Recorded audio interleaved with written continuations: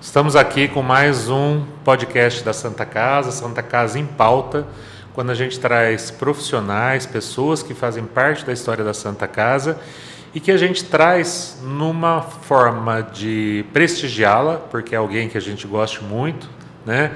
E que a gente gosta como pessoa, como profissional, mas também alguém que traga uma contribuição muito expressiva para os atendimentos do Serviço de Saúde da Santa Casa. E hoje nós estamos aqui com o Dr. Luca Lavalle Pedrão. Esse nome grande, assim, importante, imponente, mas é legal porque é um médico jovem, mas que está fazendo uma diferença muito importante para a gente lá na Santa Casa. Seja bem-vindo, Luca. Obrigado, Márcio. Fique bastante à vontade, aqui é uma conversa bastante informal, né? A gente tenta levar a informação para a população de uma maneira que elas consigam entender, né? E para ajudar a tirar dúvida, mostrar um pouco do serviço e tudo mais. Mas como eu falei que a gente também gosta de valorizar as pessoas, eu queria que você começasse falando um pouco de você, da sua trajetória de formação, até você chegar na Santa Casa de Marília. Bom, boa noite, agradeço a oportunidade para falar um pouquinho de mim, falar também sobre o trabalho. Bom, eu tenho 38 anos, sou médico intensivista, fiz minha residência médica em Londrina, na UEL. Me formei na Faculdade de Medicina de Teresópolis em 2015. Tá. Fiz a trajetória acadêmica, vamos dizer assim, muito voltada a um serviço de cuidado com pacientes graves. Sempre me interessou cuidar de pacientes graves. Certo. A princípio eu comecei ali na área da emergência, porque eu gostava de tomar decisões muito rápidas, ser um pouco ousado ali no manejo do paciente. Não vamos confundir com imprudência também, né? A ousadia, né? A ousadia, tudo muito calculado, a gente sabendo dos riscos e seguir em frente, diferente da própria imprudência, que a gente não calcula os riscos, né? E o amor pelo paciente grave, por trabalhar com a equipe multiprofissional também sempre me chamou muita atenção. E durante a minha carreira eu fui me formando com esses princípios e parti depois para a área da medicina intensiva, muito por conta do Covid.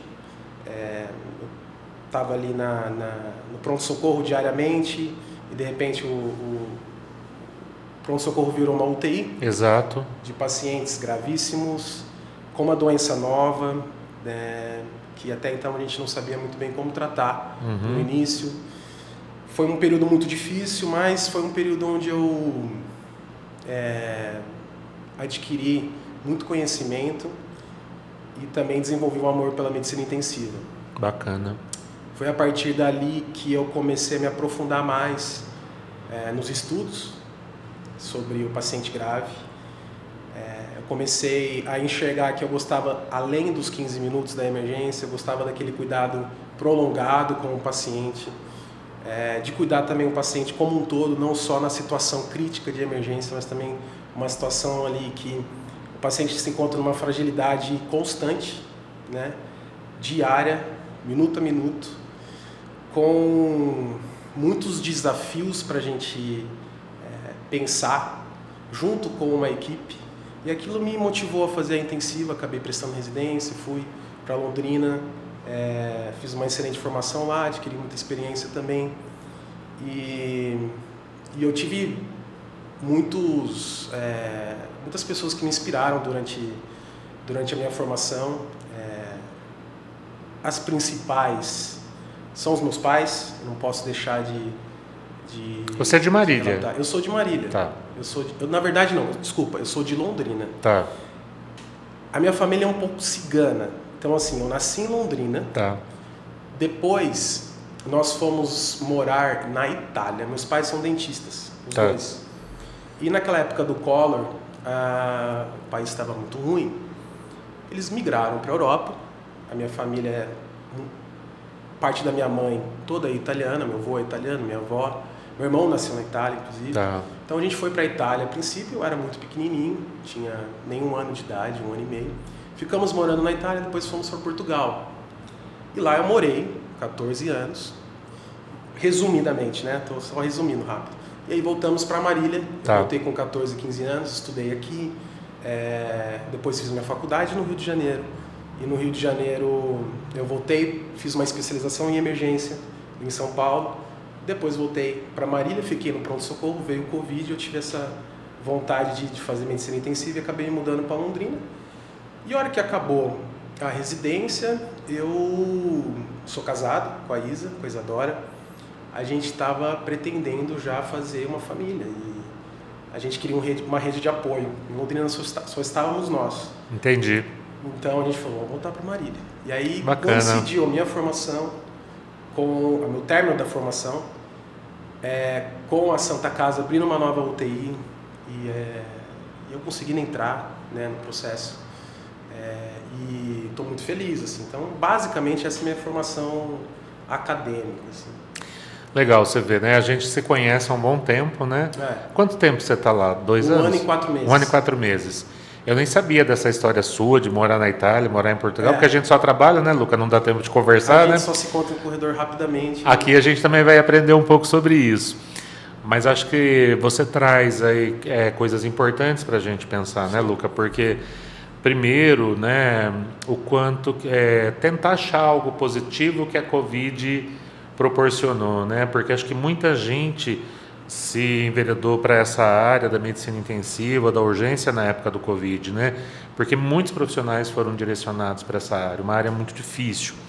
Mas acho que uma coisa muito legal, né? Eu trabalho não diretamente na UTI com o Luca, ele é o responsável por uma das UTIs, o responsável técnico, o coordenador técnico, mas eu trabalho de uma forma indireta na gestão com o Luca e ele trouxe um aspecto muito importante, né?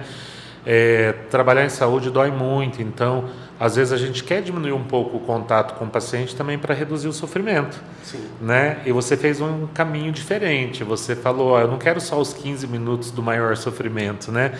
Eu quero acompanhar esse paciente para ver ele evoluir, trabalhar como equipe, um cuidado integral.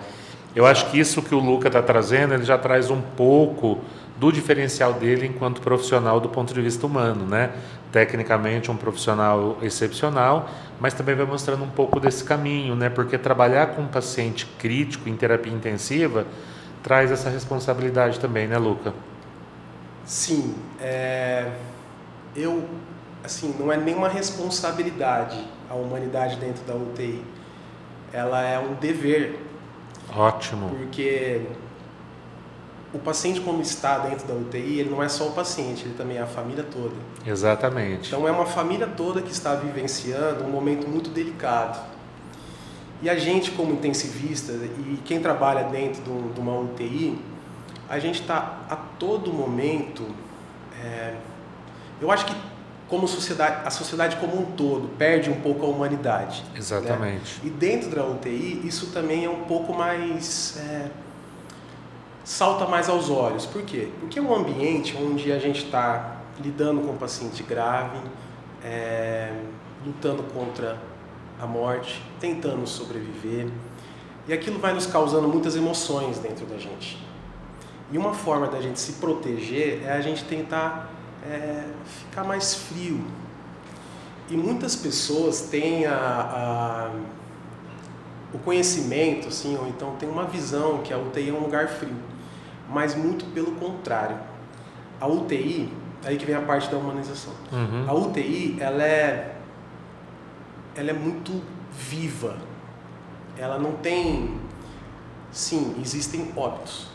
Mas dentro da UTI existe muita esperança. Existe renascimento.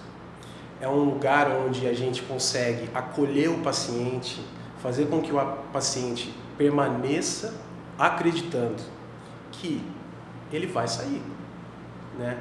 E como que a gente faz isso? Assim, como é que a gente traz humanidade, né, para a UTI? Nas pequenas coisas. Coisas pequenas que fazem a diferença para o paciente que está à beira-leito. Fala um pouco sobre isso aí pra gente. Por exemplo, tratar o paciente pelo nome. Quando você vai passar um caso para um colega, quando você vai conversar com a sua equipe sobre o paciente, em vez de falar o diagnóstico dele, em vez de falar o leito que ele se encontra, você começa a falar e chamá-lo pelo nome. Senhor João, você viu que o senhor João não está bem hoje? Será que ele dormiu bem? Será que essa ansiedade é porque ele está com insônia? Será que ele está sentindo alguma dor ou algo desse tipo? Então, também são muitas coisas, Márcio. Eu acho que eu vou começar. As pequenas coisas. Então, é chamar o paciente pelo nome, é você entender que aquele paciente, ele está, além de estar convivendo com uma doença, ele está isolado, sozinho, se sentindo sozinho, pelo menos. A gente precisa, de certa forma, acobertá-lo de todas as áreas, não só médicas, espiritual, humanitária, chegar para conversar com ele antes de já chegar conversando, deixar o silêncio às vezes agir, deixar ele falar, perguntar coisas que não tem nada a ver com a internação. Eu acho que a medicina intensiva mudou muito, né, nessa parte da humanização. Existem, por exemplo, os prontuários afetivos, onde a equipe conhece aquele paciente pelo nome, pela cor que ele mais gosta, pela comida que ele mais gosta. A gente tem um processo de humanização dentro da UTI que começa por aí, também começa, por exemplo, fazendo com que a família participe mais no cuidado, aumentando a visita estendida, ou deixando uma visita estendida, fazendo com que a família também crie laços com a equipe. Tudo isso vai moldando a UTI, né? Isso é muito bonito, porque é muito estigmatizada a UTI. Sem dúvida. Né? Muita gente pensa que é uma UTI, que é um lugar mórbido. Um lugar que vai para morrer. Que vai para morrer. E, na verdade, o que pouca gente sabe é que a maioria das pessoas saem da UTI. Ninguém sabe disso, né? Eu acho que esse é um aspecto importante, né, Luca? Desculpa eu te cortar, mas é importante a gente dar uma... Não estou nem cortando, eu estou aqui tentando complementar, porque eu conheço um pouco do Luca, né? Como eu falei, eu não estou diretamente lá com ele, mas eu vou aprendendo todo dia com ele também, né? Então, quando ele traz esse aspecto do cuidado humanizado, você está falando de um cuidado personalizado, articulado, com a participação da família, o quanto que isso é importante no processo, né? Quando as pessoas pensam que a UTI é um lugar mórbido e frio, vocês tentam fazer o contrário, né? Tentam não, vocês fazem porque eu conheço o trabalho de vocês. E mesmo para aqueles pacientes com prognóstico reservado, que isso acontece e acabam evoluindo para a morte, o cuidado ele se estende para esse paciente até o final e também para a família até o final, né? A gente tem visto muito isso na prática. Então, acho que você está trazendo, e eu acho que esse é um dos objetivos da nossa conversa aqui, não é dar uma aula sobre UTI, né? Porque muitas pessoas não vão entender, mas é mostrar um pouco como que a gente faz, como que essas equipes fazem, né? E você está trazendo uma realidade que você foi fazendo, era uma UTI nova, hoje ela tem 1 ano e 4 meses, e que você foi conformando a sua UTI com a sua equipe com essa perspectiva, e que a equipe vai abraçando e a equipe vai compartilhando do mesmo pensamento, da mesma lógica de trabalho e fazendo um trabalho muito diferenciado, né? Eu acho que hoje você consegue levar isso para a equipe de uma forma muito diferenciada. E aí só complementando, eu quero deixar você à vontade para falar sobre esse cuidado humanizado, porque virou muito jargão, né, Luca, das pessoas falarem, cuidado humanizado, cuidado humanizado. E em um determinado momento isso perdeu um pouco o sentido, e você está trazendo a importância disso para o cuidado, além do cuidado técnico, né? É assim que vocês gostam de cuidar, é assim que vocês fazem. Para além da técnica, é um trabalho muito humano, né? E eu queria que você abordasse um pouquinho nessa linha a participação da família. Como que vocês têm inserido a família aí nesse processo de cuidado? A participação da família, ela é diária, né? A gente primeiro tem que observar com muito cuidado alguns gestos, o que a família está trazendo para esse paciente. Então tudo começa pela observação.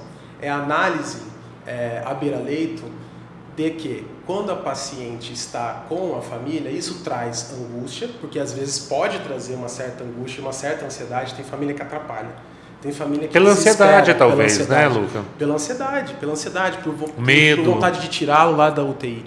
E é nesse momento que a gente tenta desmistificar os preconceitos que a família tem dentro da UTI.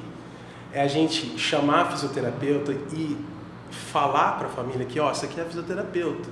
Vocês estão preocupados sobre mobilidade? A gente tem uma fisioterapia aqui, dentro da UTI, na maior parte do tempo. A gente tem também a fonoaudióloga. Eu estou preocupado como ele vai comer. A gente tem uma fonoaudióloga. Olha aqui a fonoaudióloga, a Lina, a Isa, temos uma equipe por trás. Então a gente traz, o que assim, eu tento fazer é trazer a família para dentro da UTI e trazer conhecimento como funciona uma UTI. Porque o que vale, no final das contas, é a família se sentir segura. É a família ter a consciência que o paciente está sendo bem cuidado, independente do desfecho.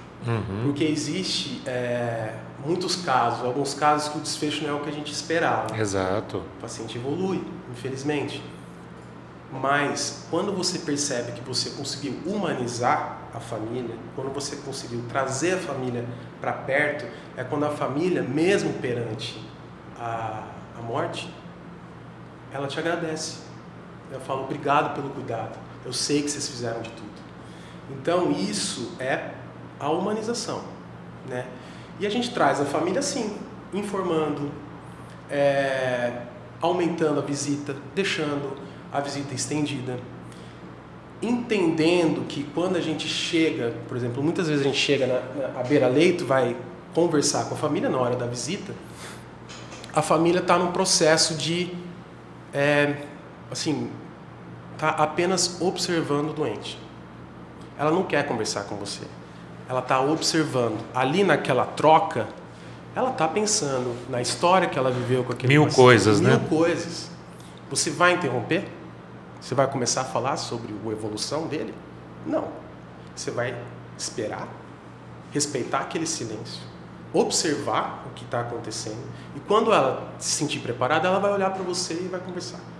Então isso é acolher e humanizar a família, é respeitar o tempo delas como doente, é entender que aquele paciente ele tem uma vida por trás, que ele tem família por trás, que ele é um amor de a vida de alguém, né? Então é basicamente assim, é isso, são pequenos gestos que fazem a diferença no final das contas, né? Não é nada muito estratosférico, não é nada disso, é só observar, é vocês ter esse feeling, esse sentido, né?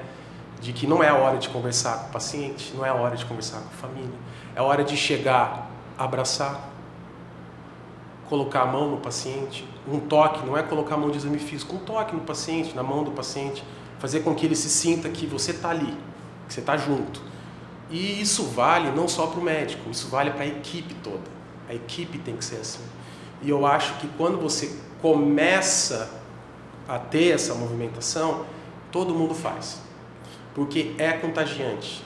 A humanidade, ela nasce com a gente. É o que nos diferencia dos outros seres vivos. Ela vai se perdendo aos poucos, né? E ela se perde. Exato, por diferentes motivos, né? Só que quando você começa a praticá-la, ela vem de uma vez. Assim como ela some, ela volta. Então, é isso, basicamente, assim, pequenas coisas, né? O segredo é isso. O Dr. Luca Lavalle Pedrão dando uma aula aqui pra gente, né?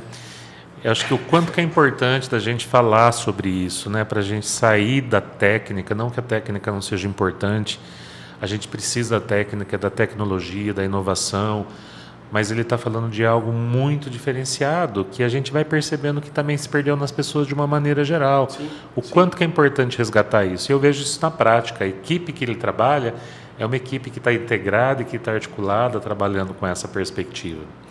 Queria que você pudesse falar, Luca, de duas situações. Eu já tive essa oportunidade de ver e de ouvir, mas acho que para quem está nos assistindo é importante falar isso, né? Você falou, olha, pode ter um desfecho ruim, a pessoa pode ir a óbito, né? O Dr. Luca trabalha numa UTI geral de 10 leitos, mas que atende uma população predominantemente de neurologia, neurocrítico, né? E a neurologia, dependendo da condição, é um paciente que já chega muito grave, né? Traumas, sangramentos grandes, tumores muito difíceis de operar. Então, a chance de ter um desfecho ruim, quando a gente fala de desfecho ruim é no sentido do óbito, é grande, né? Mas o óbito também pode ser um desfecho que não seja ruim para a família, né, para quem fica. Então eu queria que você pudesse falar de 2 situações aqui para quem nos assiste.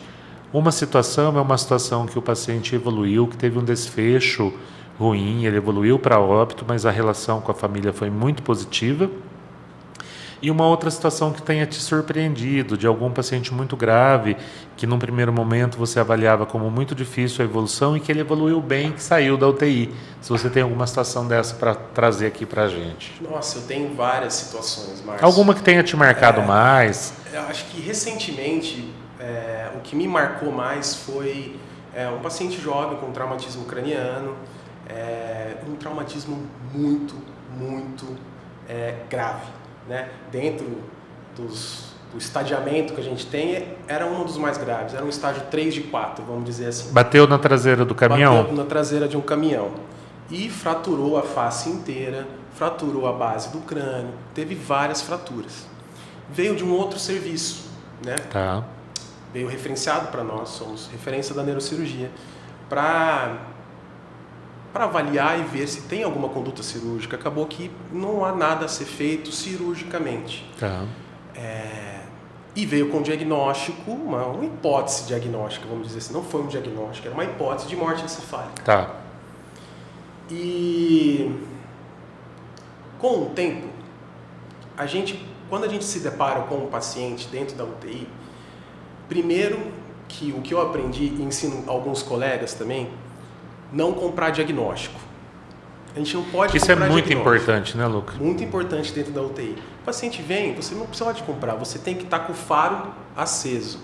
Falar, não, será que é isso mesmo? Vamos avaliar o paciente. Começamos a avaliar. E começamos a tratá-lo. O neurocrítico, quando chega na UTI, qual que é o nosso papel como intensivista? É proteger aquela lesão cerebral que já se instalou. Tá.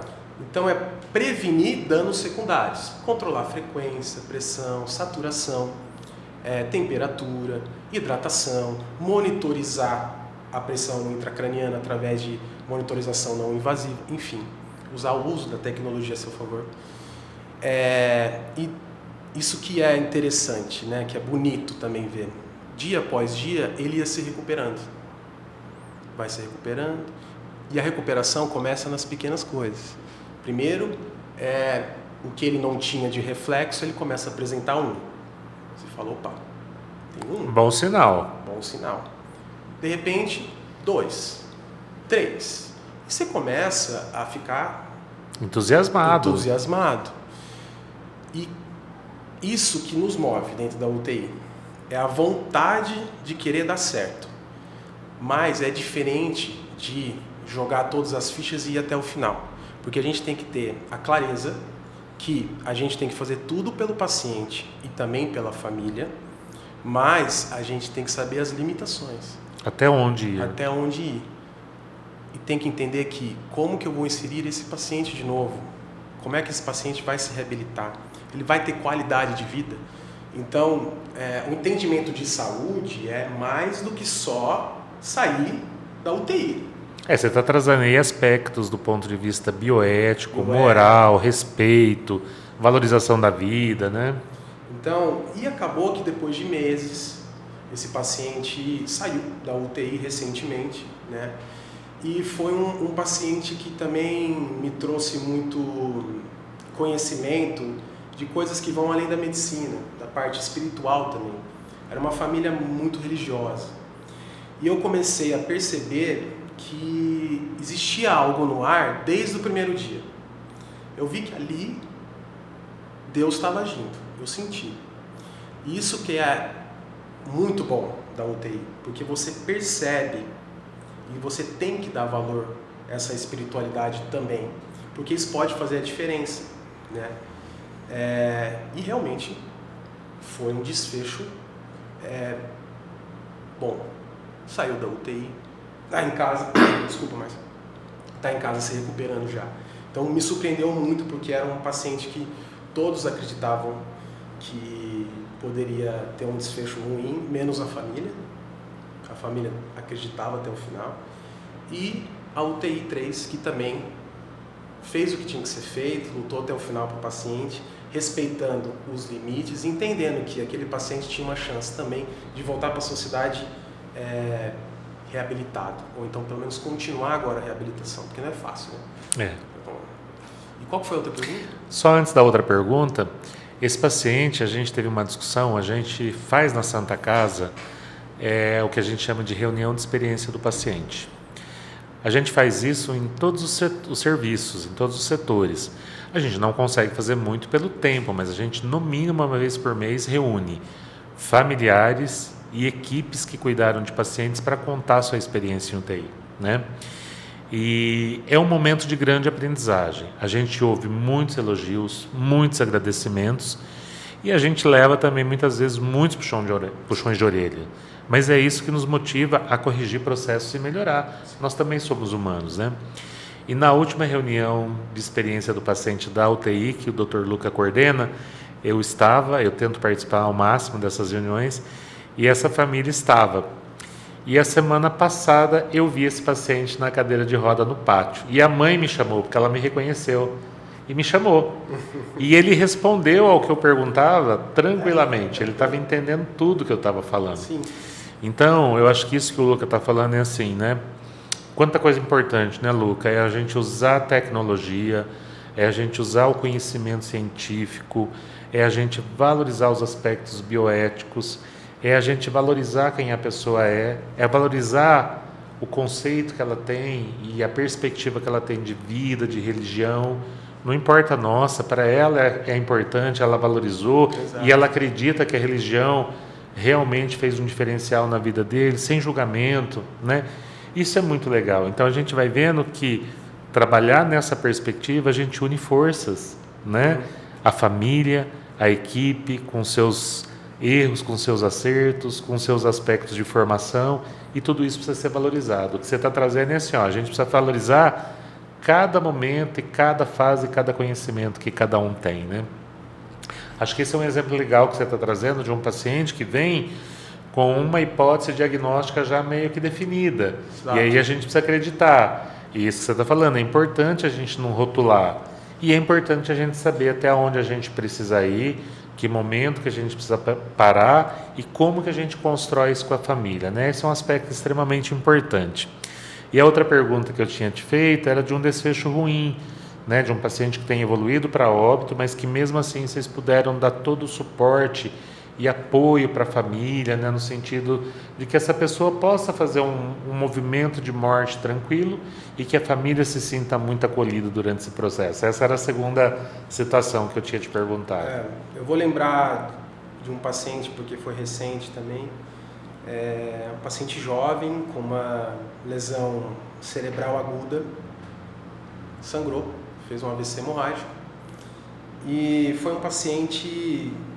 uma mulher com filhos, era provedora da casa praticamente, muito querida, muito amada, e infelizmente ela, com alguns dias de internação, acabou evoluindo para morte encefálica, né?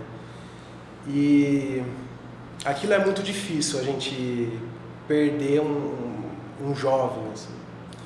A família não tem um entendimento do porquê que aquilo acontece. E na verdade a UTI é isso, a gente nem tudo tem solução, né? E a gente não vai entender o porquê.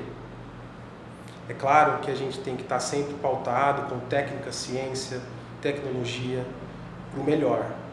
Sabendo que você fez o melhor, tem que deixar o destino agir. Nem tudo está no controle. Exatamente. Nem tudo está no controle.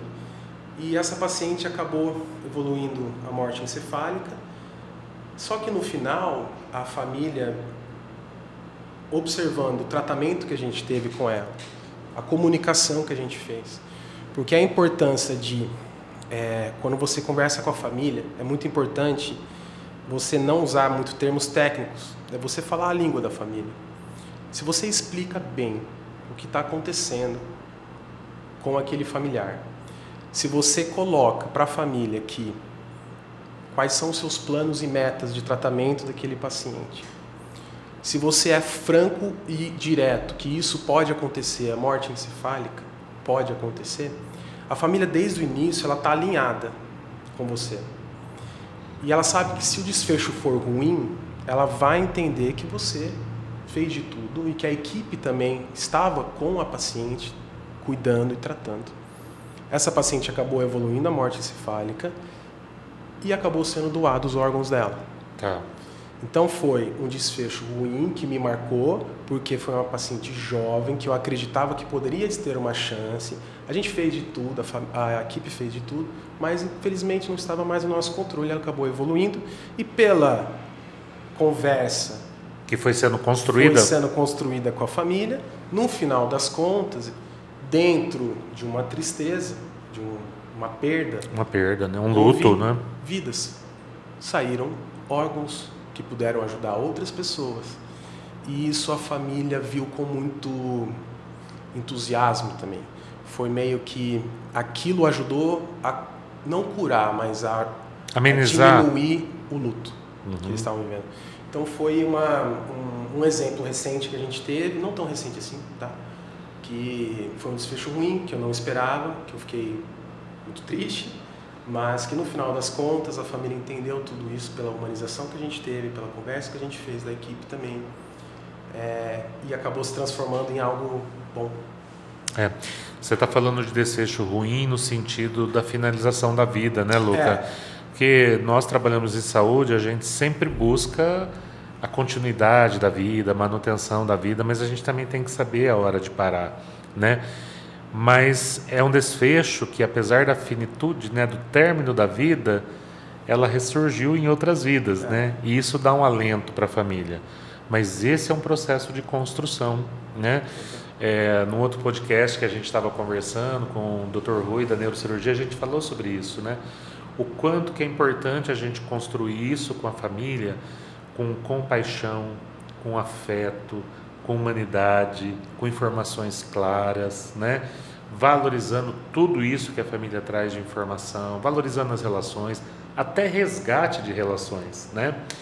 Para que a gente possa construir algo que seja muito melhor para aquele paciente, para aquela família, mesmo que o desfecho final seja o óbito, o luto, né? Você trouxe um aspecto importante, né, de já não chegar abordando o paciente, né, ou a família, quando a família está ali naquele momento, deixar ela observar, deixar ela tocar, né? Não dá mais para a gente trabalhar em saúde sem levar isso em consideração, né?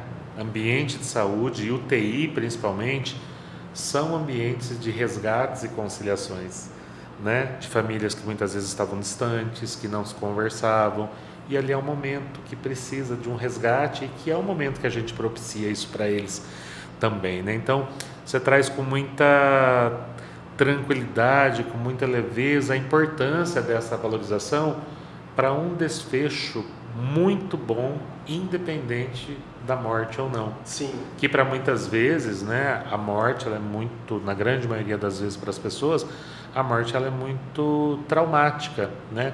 Mas a gente pode tentar amenizar quando a gente trabalha todos esses aspectos que você trouxe. Uma pergunta a mais aí que eu queria trazer para você, né? Hoje você está aí há 1 ano e 4 meses trabalhando com a sua equipe, né? Numa unidade bem estruturada.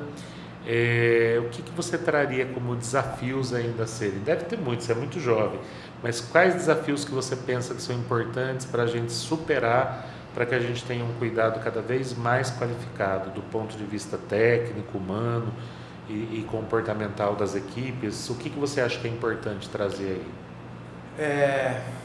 O que eu estou vendo de desafio nos próximos...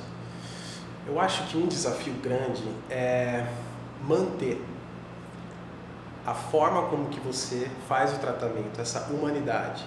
É muito difícil mantê-la, porque é um ambiente que a gente vive alguns processos com desfechos ruins e que nos traz sentimentos ruins. Então, manter essa humanidade diariamente é algo difícil, tá? E o que faz a gente tentar fazer isso de uma forma eficiente é se inspirar nas pessoas que estão ao nosso lado. Então, quando você passa do lado de um de um leito e você vê que a técnica está ajeitando a cabeça do paciente, o paciente sedado, em coma, ela percebe que a cabeça está um pouco torta e ela está centralizando a cabeça, que é essencial cuidar do nervo crítico, ali está a persistência da humanidade e aquilo tem que ser elogiado. A hora que você passa e fala assim, nossa, ele... Que bacana, parabéns, não tinha percebido, que bom que você viu. Ai, doutor, tá assim, eu não vi, que bom. Então, assim, é a gente se fortalecendo um ao outro para tentar manter com que essa humanidade fique sempre acesa dentro da UTI e que nunca se apague, né? Tecnicamente, eu acho que a gente tem alguns desafios, sem dizer que é importante a qualificação técnica diária e a educação continuada. Temos agora novas tecnologias também que estão vindo, né? A UTI é um lugar que a gente provém de várias ferramentas muito boas que nos auxiliam no tratamento do doente. Mas a inteligência artificial está vindo aí. Sem dúvida. E isso vai trazer uma mudança dentro da UTI, para bom, mas também para ruim. Porque nenhuma inteligência artificial vai mudar o que você consegue captar num olhar. Uhum. Então tem a equipe, quando ela olha um paciente, só no olhar ela percebe que aquele paciente pode estar incomodado, agonizando, ou está feliz, ou está no processo de cicatrização. A inteligência artificial não faz isso. Então, eu acho que tecnicamente no futuro, a hora que a inteligência artificial começar a dominar, bem lá no futuro, começar a dominar mais as ferramentas de monitorização, acho que vai diminuir um pouco mais essa parte da humanização. Temos que tomar cuidado. E o que mais? Eu falei sobre os desafios que você vê do ponto de vista do trabalho seu, da terapia intensiva. Você trouxe duas coisas que eu acho que são muito importantes e que se complementam, né? A importância da tecnologia, do avanço, olhar para a inteligência artificial, a educação continuada, a educação permanente das equipes. E a outra coisa que você colocou foi a questão da manutenção, como manter esse olhar com afeto, com humanismo, né, com valorização das pessoas, né? E tem outro desafio também, que é um desafio constante, que eu percebi no início que eu comecei a coordenar a UTI, é a questão da cultura. O desafio de mudança de cultura é muito grande. Isso é um desafio diário que a gente enfrenta, né? Porque a cultura, o que ela é? Ela nada mais é o que a gente faz quando ninguém está vendo. Exatamente. Exatamente isso. E a gente precisa mudar as culturas, a forma de pensamento da equipe, a nossa forma, porque isso é um desafio um tanto, né? Isso é um desafio diário. Porque a cultura, às vezes, ela te leva para um lugar muito traiçoeiro. Um lugar de comodismo, um lugar de não progressão, de não melhorar, de não buscar conhecimento. Um lugar de, olha, vamos fazer dessa forma por conta disso, mas mesmo assim não se faz. Porque está acostumado a fazer daquele jeito. Mas não vai se fazer mais dessa forma, porque assim é melhor. E você explica, e você explica. E mesmo assim as pessoas, não sei se você pode até me ajudar nessa.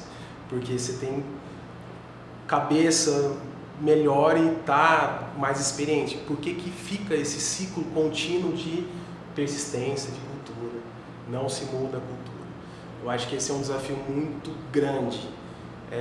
Não sei se é problema de comunicação. As pessoas não se comunicam tão bem hoje em dia. E a comunicação não fica muito absoluta, assim, a pessoa não quer entender, não sei. Mas eu acho que isso é um grande desafio, a questão da cultura. O que mais? Vou te falar uma coisa. Nós estamos aqui num bate-papo bem tranquilo, né? Quando eu te fiz essa pergunta dos desafios, você tem uma hipótese diagnóstica muito bem feita. Agora você vai ter que comprovar a sua hipótese diagnóstica. E você vai por um caminho que é um caminho muito assertivo.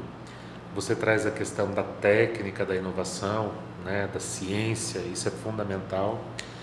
Você traz uma questão da manutenção da equipe com esse olhar diferenciado que você está trazendo.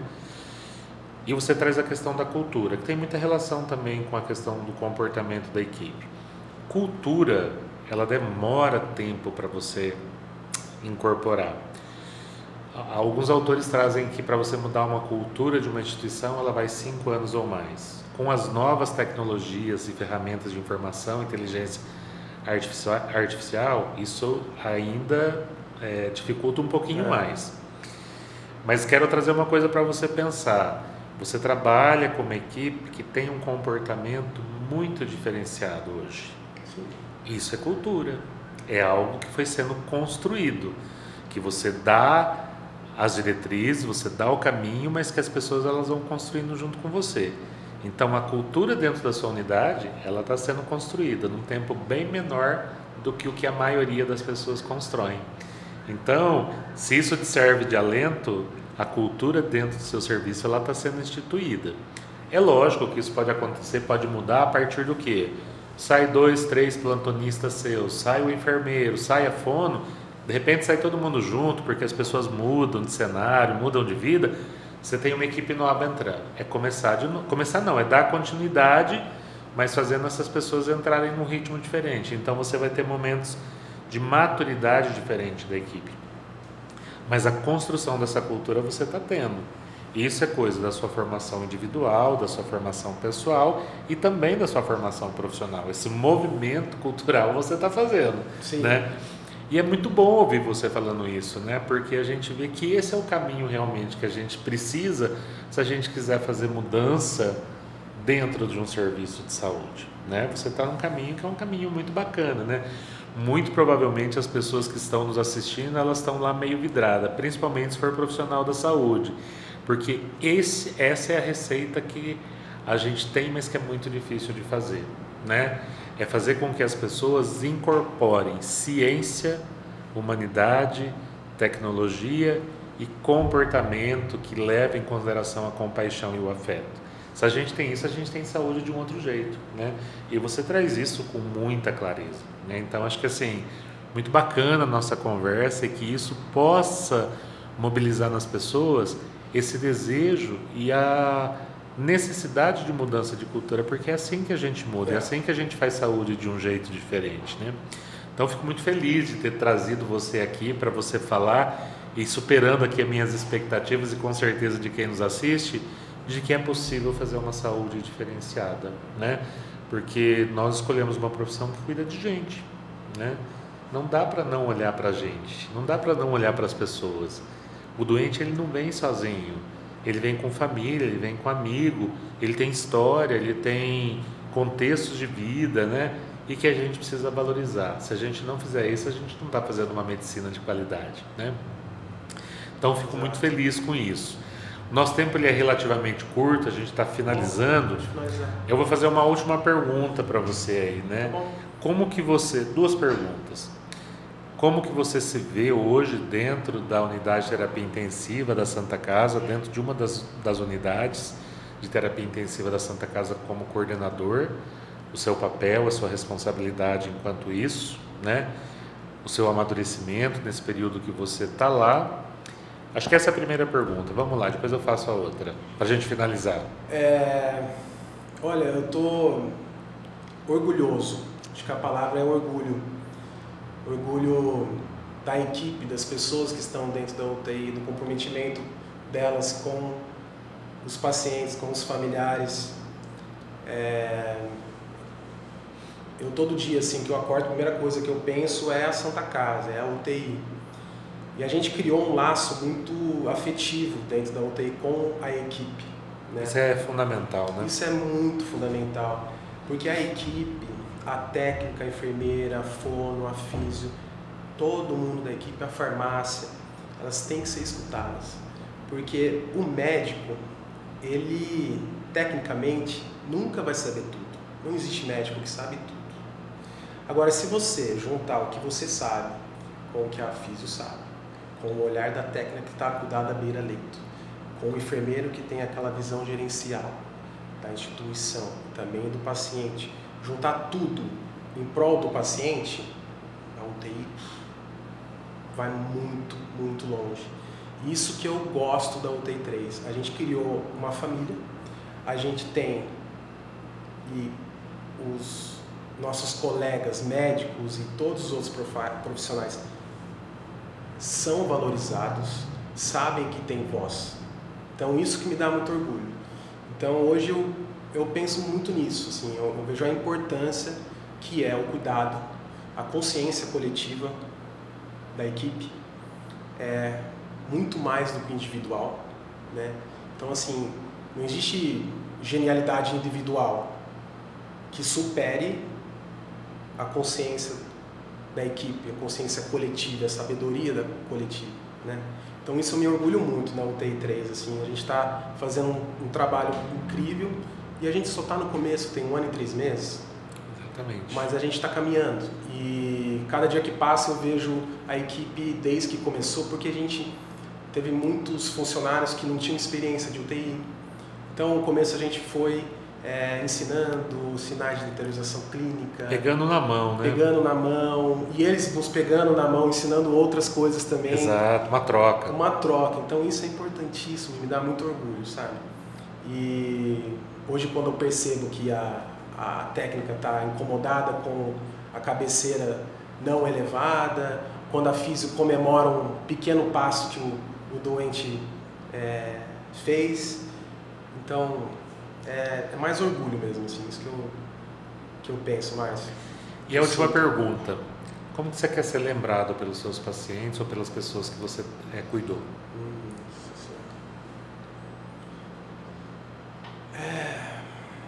Eu quero ser lembrado como um médico que cuidou do paciente em todos os aspectos, não só como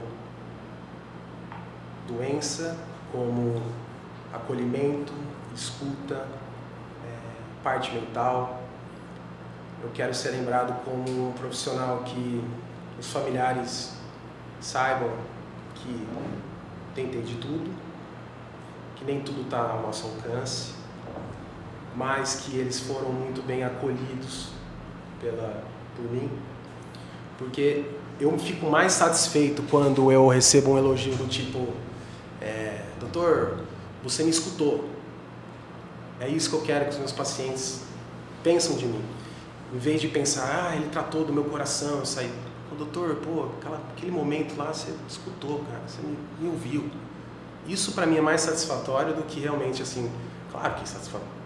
Sair da UTI, um diagnóstico bem feito, tratamento bem feito é muito bom. Mas isso é o que eu quero ser lembrado, assim, desse cuidado mais humanizado mesmo. Muito bacana. A gente vai encerrando aqui esse podcast. Quero aqui agradecer muito ao Luca Lavalle Pedrão, nosso médico, coordenador de uma das nossas UTIs da Santa Casa de Marília. Tem um presentinho aqui para você. Obrigado. Tá, para você não esquecer ainda mais da Santa Casa de Marília. Maravilha. E para a gente fechar, né? Eu fiquei pensando aqui, viu, Luca, porque a gente faz esse podcast para a gente levar informação para as pessoas, desmistificar conceitos, sim, né? E de uma forma geral apresentar a Santa Casa e as pessoas que fazem a diferença na Santa Casa, né? E eu fiquei pensando muito nisso, como que a vida é um eterno aprendizado. Você foi falando muito disso, né? Hoje eu aprendi muito com você aqui, né? Sou mais velho, sou mais experiente, mas aprendi muito. Mas acho que uma coisa muito importante para a gente reforçar aqui é que, assim, tem caminhos. Esse é um caminho que a gente está construindo dentro da Santa Casa. O Dr. Luca, ele é um exemplo com a sua equipe nessa perspectiva. A gente vai ter a oportunidade de trazer outras pessoas da equipe aqui, mas isso acontece na prática. Isso não é uma conversa fiada, né? Isso acontece, a gente vê isso acontecendo na prática. Essa é a medicina que a gente quer dentro do nosso serviço, né? Então, há caminhos, há salvação, a gente pode mudar comportamento, é difícil, mas existe possibilidade, né? Exato. Então, eu te agradeço como parceiro de trabalho, né? Tem algumas particularidades que eu não vou falar, porque o Luca ele é meio tímido. Ele estava preocupado com o podcast, tá? Que ele não ia conseguir falar, né? Eu perco um pouco a espontaneidade. Ele quase não deixou eu entrevistá-lo, né? Porque ele foi muito espontâneo, mas esse é o objetivo. Então, quero agradecer a você, enquanto profissional, que está com a gente na Santa Casa, a toda a sua equipe, né, que está lá com você, e agradecer por estar aqui com a gente nesse podcast, mostrando um pouco do interior da Santa Casa, né? Em pauta, mostrando como que é lá dentro. Esse é um pedaço do que está dentro da Santa Casa. Temos muitos outros pedaços que a gente vai trazer aqui para apresentar. Mas você realmente fez uma diferença nesse podcast, né? Você trouxe emoção, você trouxe afeto, você trouxe ciência, e é isso que a gente quer levar para quem nos assiste. A gente agradece muito. Obrigado, Márcio. Tá bom? Obrigado pela oportunidade. Muito obrigado. Obrigado.